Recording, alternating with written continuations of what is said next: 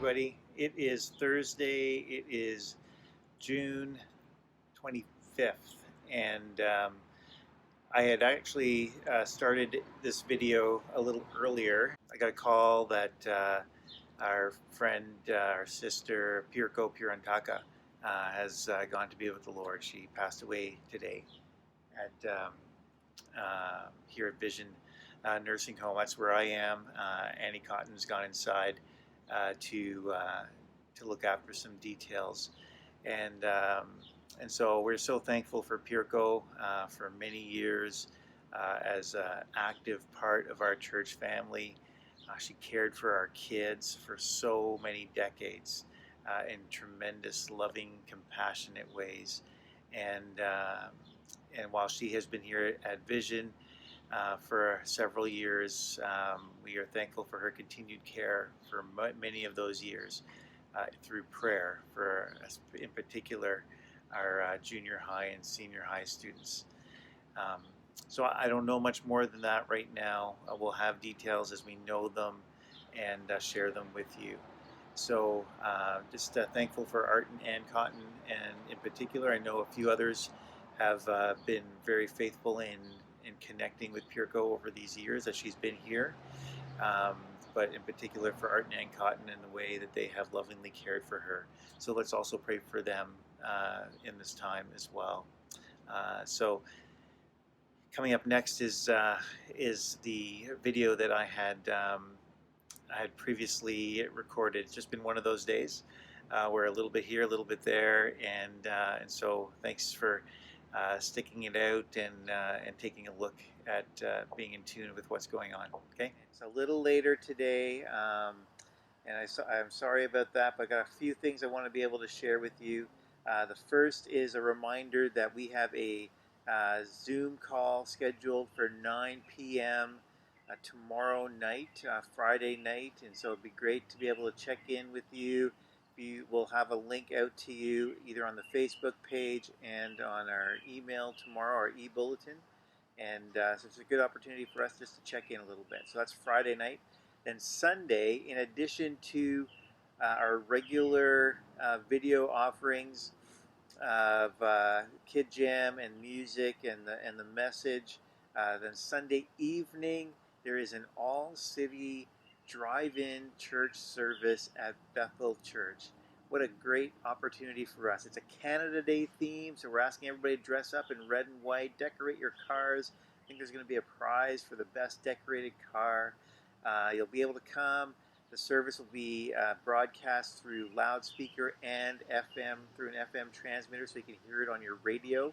You'll be able to keep your windows down if the weather's nice, and so just really encourage you to be part of that. Be exciting, as we mentioned. It's been great to work even closer together with the pastors and churches in our city over the course of these last 3.5 months, and so we are excited as a team of pastors here in the city to be able to celebrate the Lord together.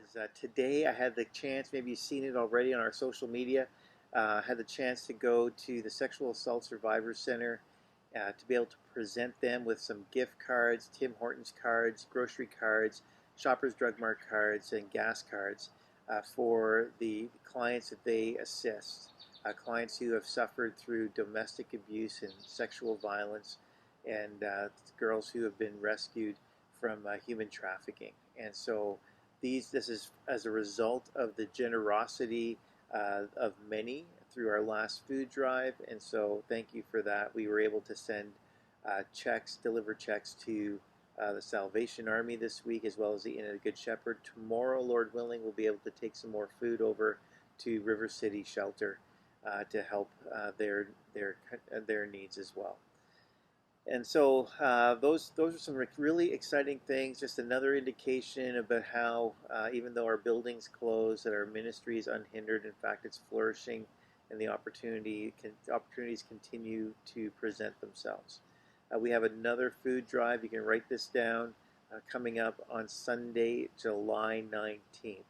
Sunday, July 19th. So as it relates to the possibilities of restarting our church services in person, although the government has allowed for a 30% of seating capacity to be used for religious services or places of worship.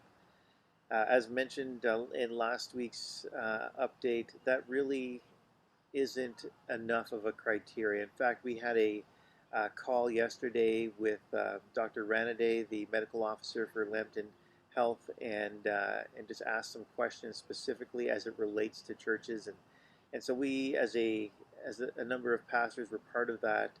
And I believe that many of us came away just reinforced the idea of being patient before moving forward too quickly. And we also had a leadership team meeting, a governing board meeting on Tuesday evening, and that sentiment was also felt across our leadership team. Let's be patient in this and watch what's going on and recognize that as the weeks progress, then we will be able to discern better what is the best approach in a sustainable way that builds momentum instead of stopping and starting along the way. And so in your e-bulletin tomorrow, I'm going to have an attachment that'll outline basically 3 different scenarios for us as we move forward. The first is this, understanding that there's some benefit, there's great benefit to being together. And so we're going to open up our Wednesday morning coffee break to have, so 9 other people can join me outside for a coffee break. And so you'd have to pre-register for that by sending an email into the church office. And so that'll be starting from Wednesday, July 8th, and each Wednesday, subsequent Wednesday through the summer. And we'll sit outside under the shade of the big tree in front of my office, and for about 45 minutes from 10:15 to 11 o'clock. And we'll put coffee break in the middle of that from 10:30 to 10:45. Just have some time to connect, to kind of reacquaint ourselves, pray for one another. The second thing that we are keeping an eye on, so if the 30% stays, but if they add in the piece where we are allowed to sing, then we will give consideration to having a service for seniors only on Wednesdays. And so that is an asterisk based on if the regulations change and they permit singing. Right now, they are strongly advising against singing of any kind. A number of our seniors live alone, and having social connection is important, and we want to try to provide that in a timely but in a safe manner as well. And so the idea then of corporate gatherings, restarting a corporate gathering on a Sunday morning, we are going to delay that decision until a few more pieces fall into place. If the government allows us to assemble at a 50% rate, that also allows for congregational singing and allows for children's ministry and nursery to take place, then at that point we will consider restarting on Sunday mornings. Our intergenerational ministry is so key, and a lot of the people who volunteer in different roles on a Sunday also have kids, and so we feel it's important to honor that aspect of things as well. And certainly, even in a limited fashion, we know that we're going to need at least 5 additional places where people will need to serve in order to make things function at an in-person gathering. And so we are certainly looking for those people to have in place in due course. I can tell you, pretty exciting though, we are working at solutions to keep the online offering, video offerings going even when things restart physically, knowing that some people may not feel comfortable rejoining for some time. And so we are at work on that. It won't be an either or. We're looking at a both and solution. And Patrick Turvey was in today and really excited. He's been doing some work researching and putting some things into place. And so we're looking forward to working some of those things out. So when we get the green light, we're ready to go with a both and solution, using the maximum capacity of our facility as well as the technology that many of us have grown fond of, and are using in a good rhythm on a regular basis. Here we are at the end of the day.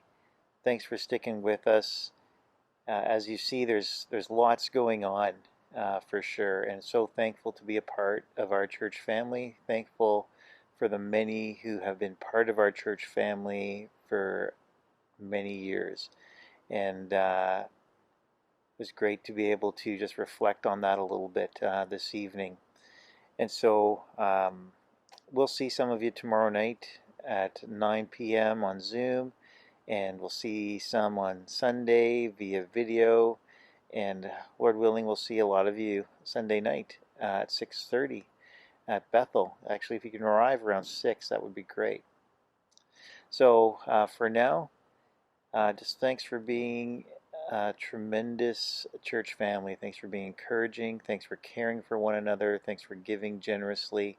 Thanks for making a significant difference in our community. And let's continue to keep well. Let's wash our hands, and let's continue to make a kingdom difference.